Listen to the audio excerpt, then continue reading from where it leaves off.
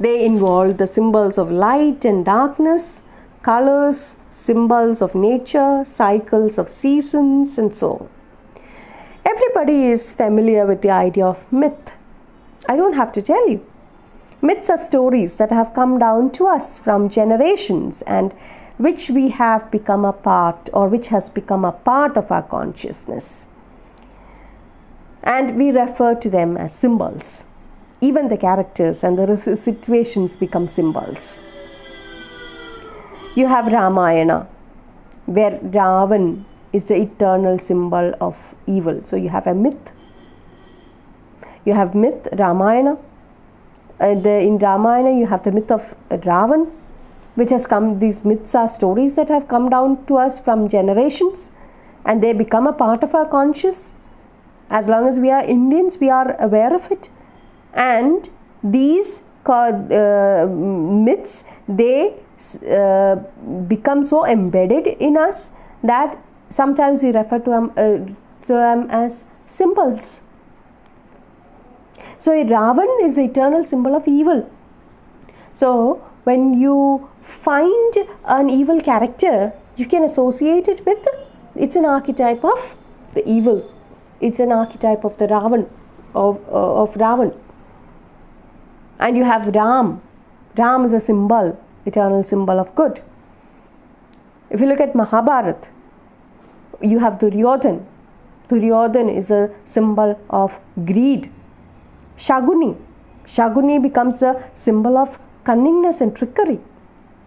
You have the Pandavas. The Pandavas become the symbol of good. And if you read the present day literature, you will see that the Mahabharata myth manifests itself in different works of literature. You can find it in many works of literature, how they are represented. This myth of Mahabharata, how it manifests in several works of Indian literature or several works of literature. All writers seem to go back to many of these myths. Even in our films, you can see that. And these writers, they may try to adapt them. These writers may try to refute them. Some may try to refute them. Some may try to re-represent them. And thus is born the idea of myth. Okay. And there are other people who deal with myth.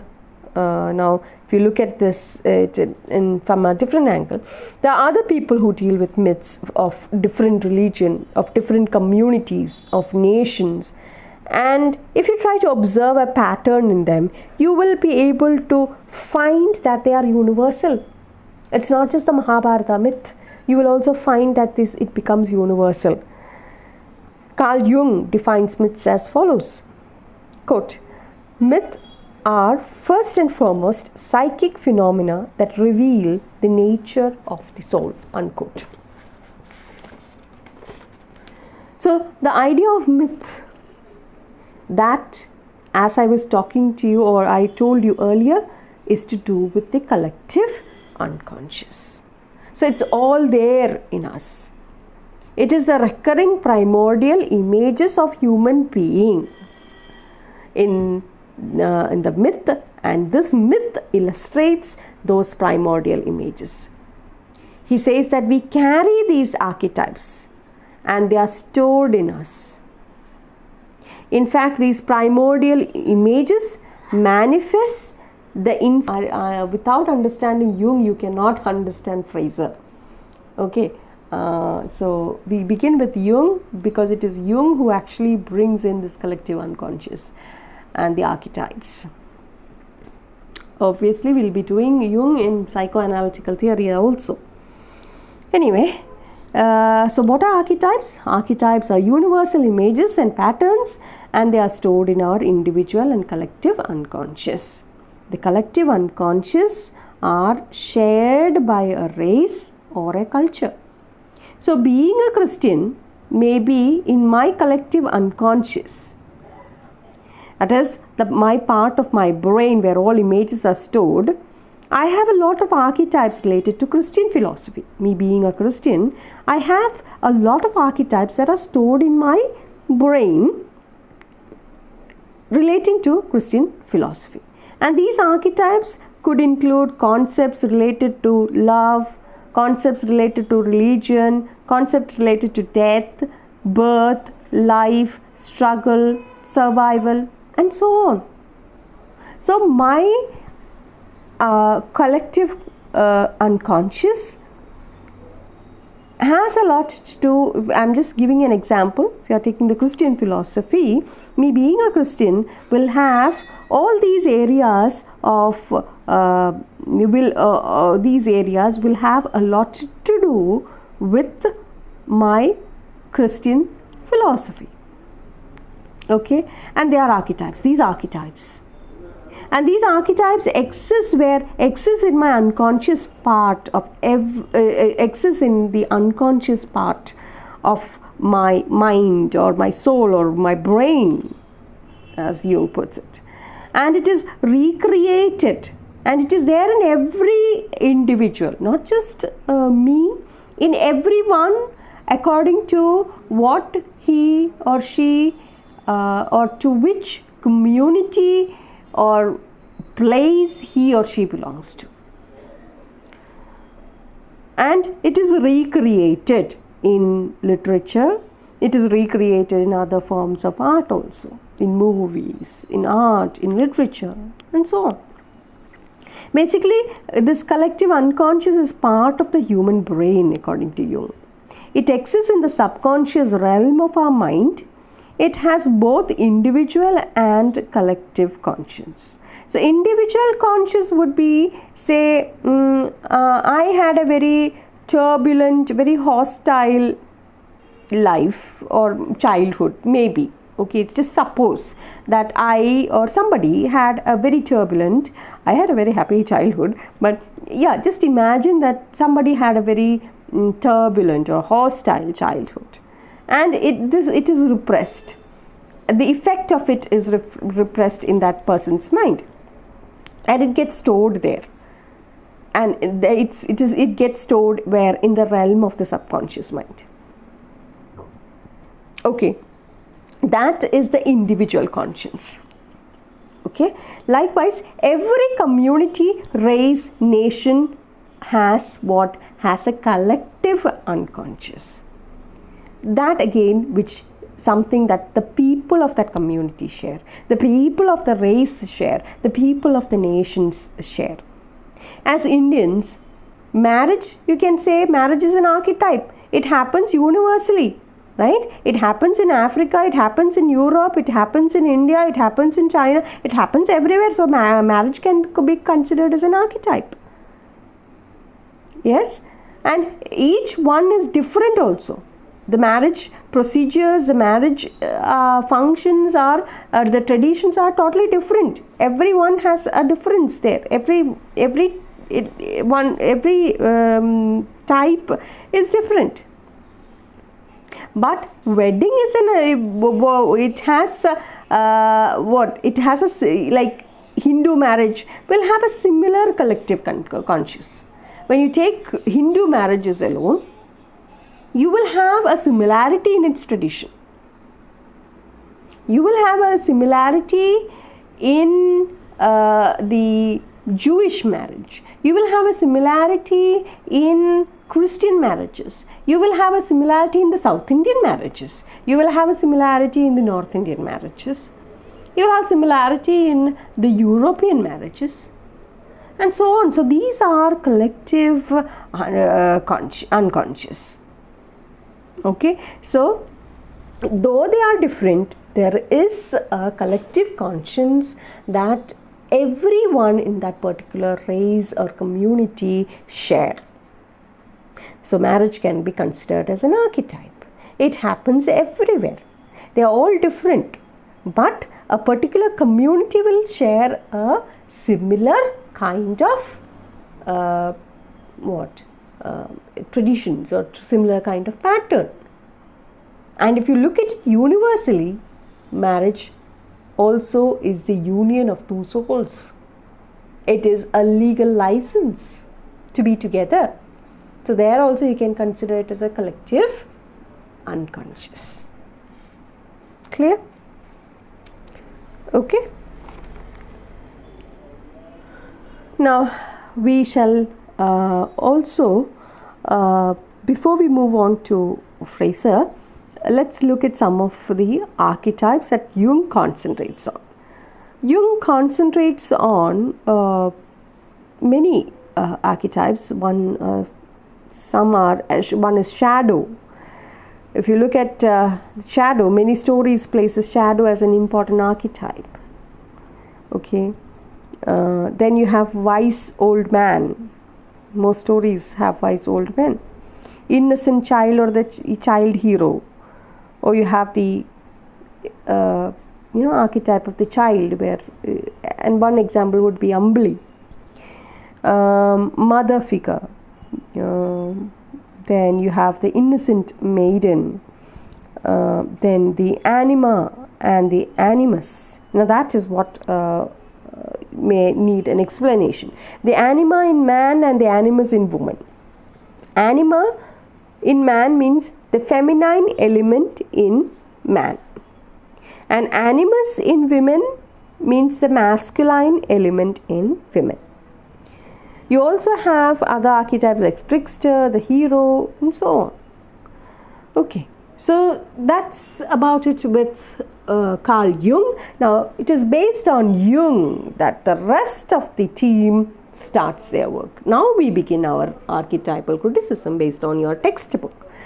The first person, or the main important person of archetypal criticism, we haven't come to the person who can be considered the father yet, but the main person of archetypal criticism is James G Fraser, and in his very seminal work, The Golden Bough, he followed the theory propounded or proposed by the psychiatrist Carl Jung, and Carl Jung is the person who applied the term archetype for primordial images, psychic residue and collective unconscious. He gave the term, Carl Jung gave the term,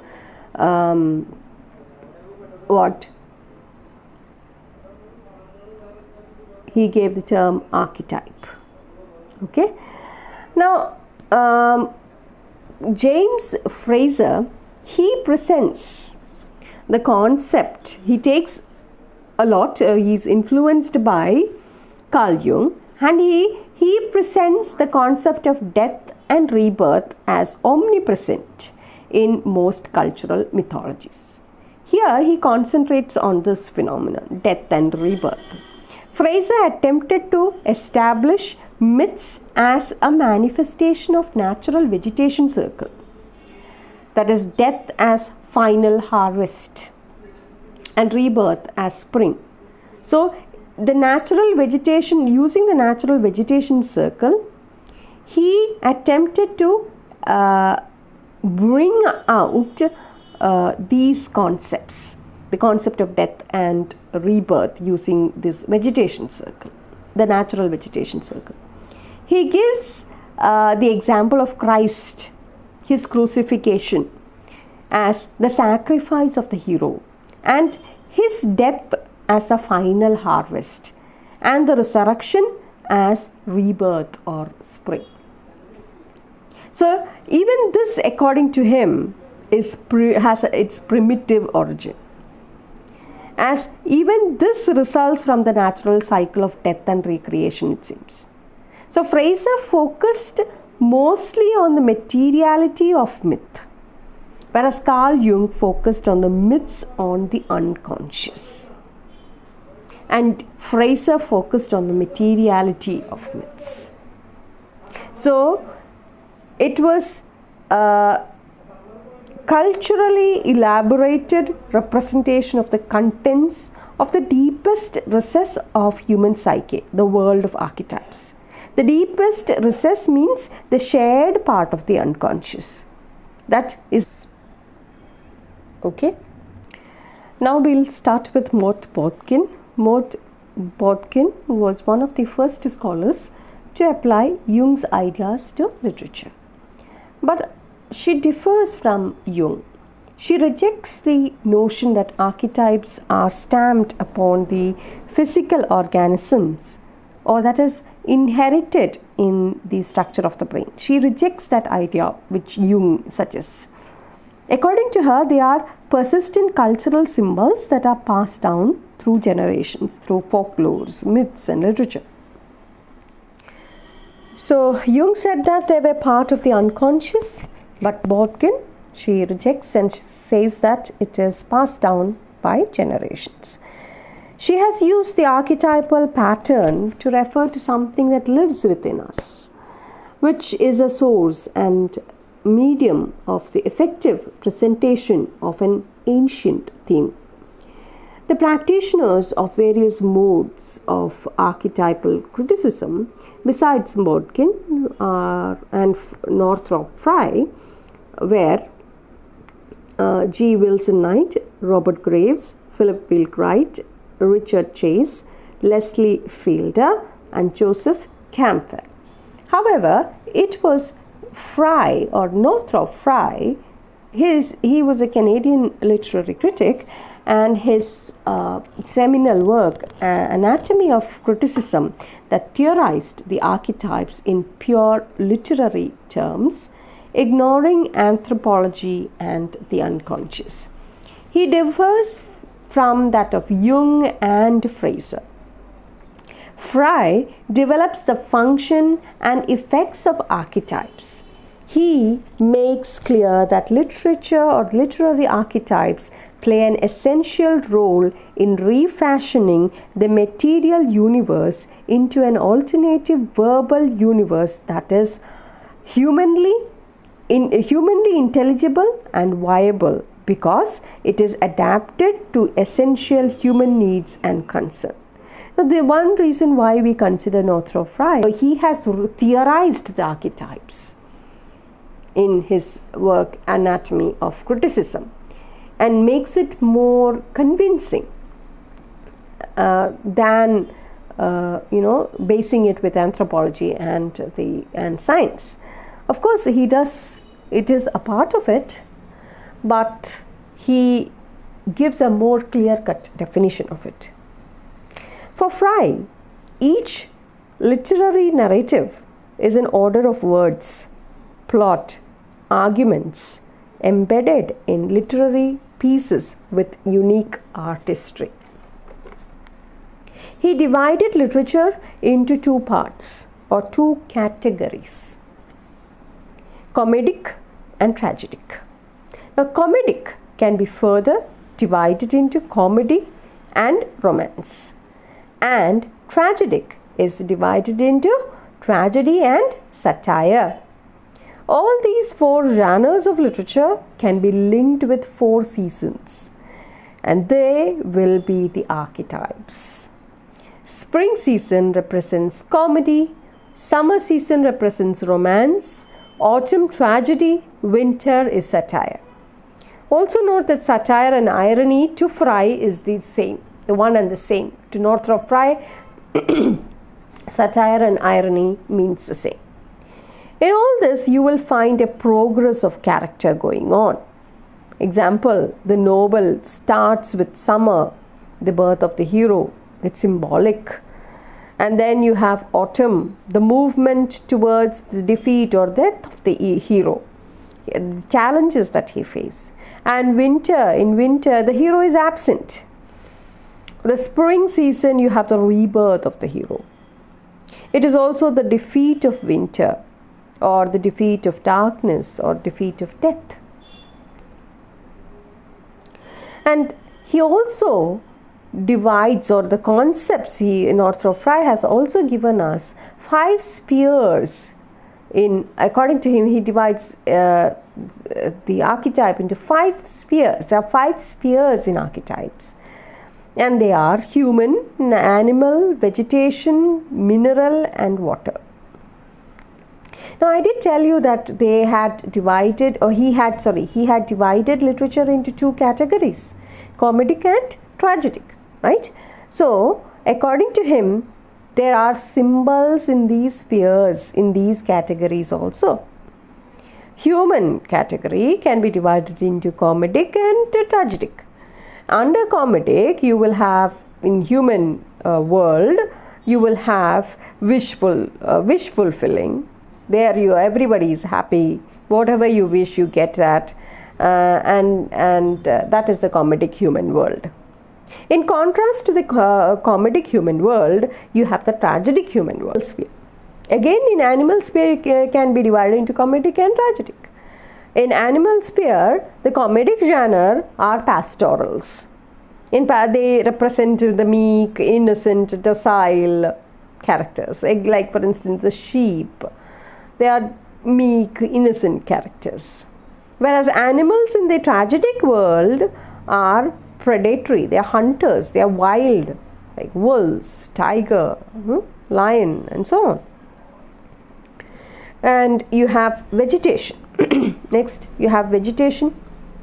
Vegetation also can be divided into comedic and tragic. And comedic again, you have the pastorals represented by gardens, parks, roses, lotus, full lush green vegetation. As for tragic, it is represented by wild forest, barren landscape, and so on.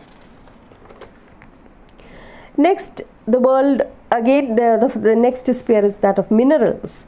And minerals in the comedic world would be precious stones. And in the tragic, it would be the other, not so special stones. And it would be, in comedic, it would be represented by these precious gems, whereas in the tragic, it would be the ruins of a desert or the sinister geometric images, and so on. Similarly, in water also. Water, it can be represented in comedic and tragic. Comedic is a representation of rivers where there are like free flowing rivers, and it shows the flux of life, whereas tragic means sea, floods, and so on. So you see how Fry associates with these different symbols and images to different kinds of literature, and they are all common. You find that in almost all literary pieces. If you are to look at literature as representing romance, again, in human world, it would be the hero and the heroine getting married, wish fulfilling, and everything is happy. And if it is the vegetation, you will have the hero and the heroine and the park and the beautiful roses represented. Everything is happy. It's more bright and beautiful. So if you look at every work of literature, you will find that. You can see it in any poem or work. If it is on the tragic side, it would be a lament or an ode. It would talk about a hunter. It would talk about a wild forest. It would talk about the flood, the sea, the isolation, if it's a poem. If it's a poem or a lament, or if it's an ode, it would speak. If you take a look at our elegy in the country churchyard, you'll find a lot of themes, or you'll find some of these spheres in right there is a lot of isolation, a mood of melancholy. It would never have wishful thinking or happy days.